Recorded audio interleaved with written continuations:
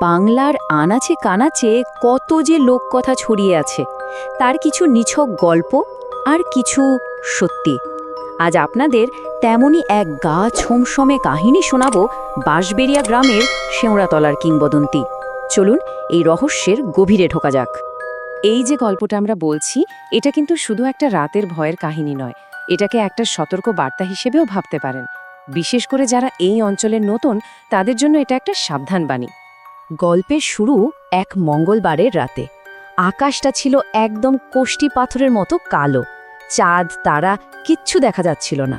আর চারপাশটা এতটাই ঘন কুয়াশায় ঢাকা যে মনে হচ্ছিল যেন পুরো পৃথিবীটাই ওই সাদা চাদরের নিচে হারিয়ে গেছে। তো এই জমাট বাঁধা অন্ধকারের মধ্যেই বাজার থেকে ফিরছিলেন গ্রামের ৩ জন লোক, রতন, গণেশ আর সুবোধ। তাদের গরুর গাড়িটা খুব ধীরে ধীরে এগোচ্ছিল গ্রামের সেই কুখ্যাত শেওড়াতলার দিকে। হঠাৎ করেই বুঝলেন সবকিছু কেমন যেন থমকে গেল। এতটাই নিস্তব্ধতা যে গরুর গলার ঘণ্টার আওয়াজটাও আর আসছে না। মনে হচ্ছিল যেন ওই ভারী কুয়াশাটা সব শব্দ শুষে নিয়েছে। আর ঠিক তখনই নাকে এলো একটা অসহ্য পচা গন্ধ। মনে হচ্ছিল যেন হাজারটা মরা মাছ পচে রয়েছে কোথাও। গন্ধে দম বন্ধ হয়ে আসার জোগাড়। বলদ দুটো এমনভাবে দাঁড়িয়ে গেল যেন সামনে সাক্ষাৎ মৃত্যুকে দেখতে পেয়েছে। গন্ধটা নাকে যেতে না যেতেই কান পাততেই শোনা গেল সেই শব্দটা, ঠিক মাথার ওপরের ওই বিশাল শেওড়া গাছটা থেকে একটা অদ্ভুত হিসহিস আওয়াজ, যা শুনলে শিরদাঁড়া দিয়ে ঠান্ডা স্রোত বয়ে যায়।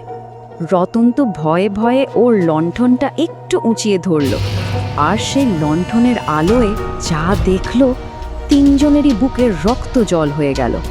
গাছের ডালে একটা ছায়ার মতো কিছু, আর মুখে সাদা কাপড়ের মতো একটা জিনিস ধরে আছে, যেন একটা মরা মানুষের মাংস খুবলে খাচ্ছে। আর এক মুহূর্ত না, ওরা ভয়ে চিৎকার করে বলদগুলোকে পেটাতে শুরু করলো।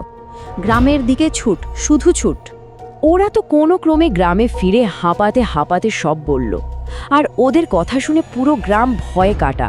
কারণটা কি জানেন? কারণ কিছুদিন ধরেই গ্রামে পরপর কয়েকটা অদ্ভুত মৃত্যু হচ্ছিল।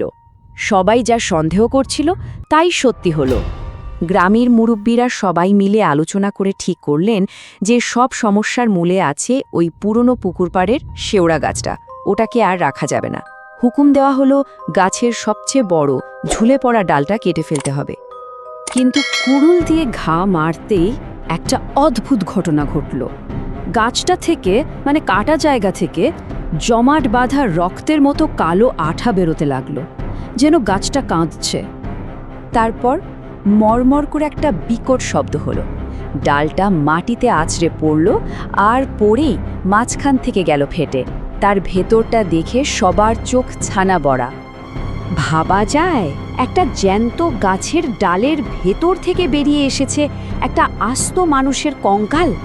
হলদে ভঙ্গুর হাড়গুলো গাছের মাংসের সঙ্গে এমনভাবে জড়িয়ে আছে যেন গাছটা ওটাকে গিলে খেয়েছিল। এবার তো গ্রামবাসীরা বুঝেই গেল এটা সাধারণ ভূতের কাণ্ড নয়, এর পিছনে আছে ভয়ঙ্কর কোনো অশুভ শক্তি। তাই ডাক পড়ল এলাকার সবচেয়ে নামকরা তান্ত্রিক রুদ্র ওঝার। সেই রাতেই রুদ্র ওঝা এলেন, একদম একা। সোজা চলে গেলেন ওই শেওড়াতলায় সেই অশুভ শক্তির মুখোমুখি হতে। একদিকে রুদ্র ওঝার তন্ত্র সাধনা, আর অন্যদিকে এক প্রতিহিংসা পরায়ণ আত্মা। ওঝা গিয়ে যেই মন্ত্র পড়া শুরু করলেন, গাছটা থেকে বেরিয়ে এলো কুণ্ডলি পাকানো কালো ধোঁয়া। সেই অতৃপ্ত আত্মা রুদ্র ওঝার গমগমে গলার আওয়াজ যেন সেই জমাট বাঁধা কুয়াশাকেও কাঁপিয়ে দিল। আর মন্ত্রের সাথে সাথে তপ করে জ্বলে উঠল এক নীলচে সবুজ আগুন। সেই অলৌকিক আগুন কালো ধোঁয়াটাকে যেন চাপটে ধরল। যন্ত্রণায় ছটফট করতে করতে সেই আত্মা শেষমেশ মুখ খুলতে বাধ্য হল। আত্মাটি জানালো এই পুকুর পাড়ের জমিটা আসলে ওর ছিল। ওকে ঠান্ডায় জমিয়ে মেরে সেই জমি কেড়ে নেওয়া হয়েছিল। আর সেই রাগের আগুন, সেই প্রতিশোধের আগুনই ওকে এমন মাংসখেকো পিশাচে পরিণত করেছে। রুদ্র ওঝা আত্মাটিকে প্রতিশোধের বদলে মুক্তির পথ দেখালেন, শান্তি দিলেন। ওঝার মন্ত্রের তেজে সেই আত্মা শেষমেশ হার মানল, আর একটা কালো ধোঁয়ার কুণ্ডলী হয়ে ঢুকে গেল রুদ্র ওঝার ঝোলায়। বাঁশবেড়িয়ার আকাশ থেকে বিপদের কালো মেঘটা যেন এক নিমিষে সরে গেল। ব্যাস, কাজ শেষ। রুদ্র ওঝা এক মুহূর্ত দাঁড়ালেন না। যেভাবে নিঃশব্দে এসেছিলেন সেভাবেই রাতের অন্ধকারে মিলিয়ে গেলেন।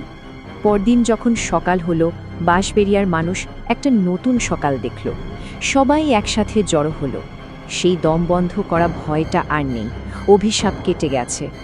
কিন্তু প্রশ্নটা থেকেই যায়, আত্মাকে তো বন্দি করা হলো, কিন্তু যে জমির ওপর এত বড় অন্যায় হয়েছে সে মাটি কি সত্যিই সবটা ভুলে যায়? শেওড়াতলার এই কিংবদন্তি তাই আজও এক হিমশীতল সতর্ক বার্তা হয়ে রয়ে গেছে। বন্ধুরা, তোমাদের ছোট্ট একটা সাপোর্টই আমার বড় অনুপ্রেরণা। নিচের লাল বাটনটা একবার টাচ করে দাও প্লিজ।